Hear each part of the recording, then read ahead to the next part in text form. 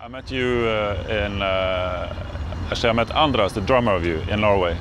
He attended the concert, very first concert with my own band called Moster. And I think he was a little bit influenced by my group when they formed you. And so he asked me to join in for a little concert here at A38 and one in Austria 1 year ago. And we also went to the recording studio the day after we played here the last time. And we recorded this album coming out now on Rare Noise Records. There's lots of similarities between this group and my own band. The similar thing is how the music is composed very openly and with lots of room for improvisation, and also there's a similarity with which genres are mixed in this music. There's a lot of rock and jazz mixed together, avant-garde jazz, psychedelic rock. So many elements from different worlds joined together. And well, the most different thing, I guess, is that in my own band I do everything, but here I just come and get served music from them and we play together. So when I grew up, I was listening to very many different things. Of course, as a Norwegian, when I was 7 years old, I loved a-ha, and I listened a lot to pop music, synth rock. And then I started also listening to thrash metal, and I played electric bass in thrash metal bands. I guess I discovered jazz late, when I was around 18. And then I listened a lot to jazz and more now contemporary music. So I like to have associations and just take whatever reference comes in my mind, if it's thrash metal or pop music or contemporary music or jazz. I like so many different things, so it's hard for me to just go in one direction. I want to do everything at once. That was very random. Actually, I saw somebody on TV, I don't know who it is, when I was 11. Already played accordion and guitar, but saw somebody play saxophone, and I said, okay, I want to play this. For me, it's like I have two parallel things. I have my own music, my own voice as a saxophone player. And that's, of course, the most important to me. But on this way, I try to learn as much as possible on the way.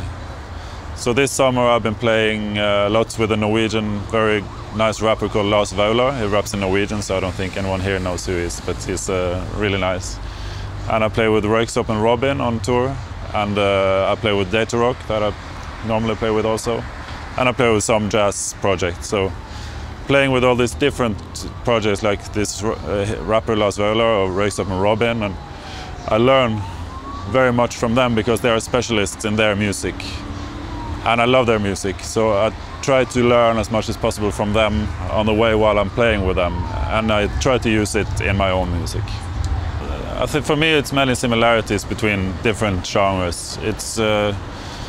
I try not to look at my own genre as very precious to me. I try to love it, but I also try to be open that there are other ways of looking at music. So I try to put myself into other people's mind who like other kinds of music. And I try to see why do they like this music, and I understand after a while. And I think also in the 60s and 70s, I think every genre was much more closer than they are today, I think. I have a personal theory that this division of the genres was something that record labels came up with, to be able to gain more loyal following to each different genre, so that people could label themselves, okay, I'm a punk rocker, or I'm a pop person, or I'm a singer-songwriter person, or something like that. And I think in the 60s and 70s it was a lot closer, everything. I know that Velvet Underground and Lou Reed went to listen to Sun Ra concerts on Lower East Side in Manhattan, and I know that Miles Davis and Jimi Hendrix were supposed to make an album together, so and all these kinds of crossovers was much more usual then. But something happened in the 80s where things were split apart, probably to make more money out of it, I guess. And I think there's a new trend now that is going more back to how it was in the earlier days. I think many reasons fall together, but I think one is you have a very good education system. All from your 5, 6 years old you can start almost for free in music school. So every kid has the possibility to go to music school and learn from you're very young.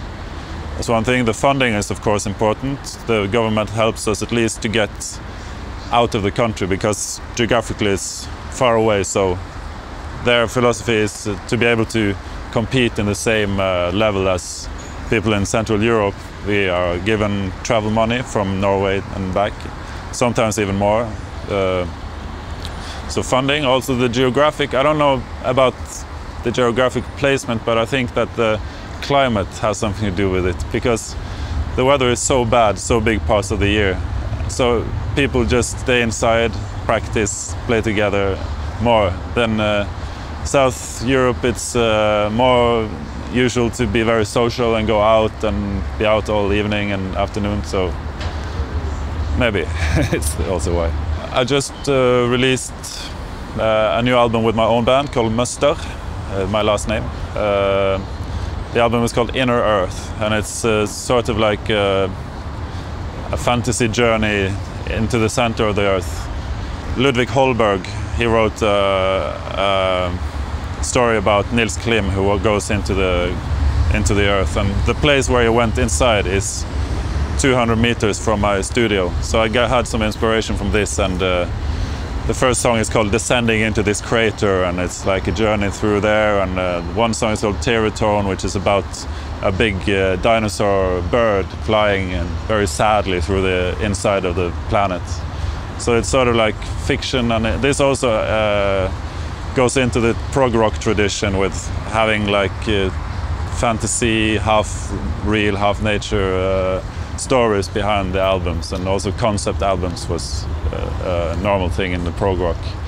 So this is all obviously very influenced by things like King Crimson and Soft Machine and stuff like that, but also experimental jazz. And so my future plans now is basically to try to work more with this band of mine.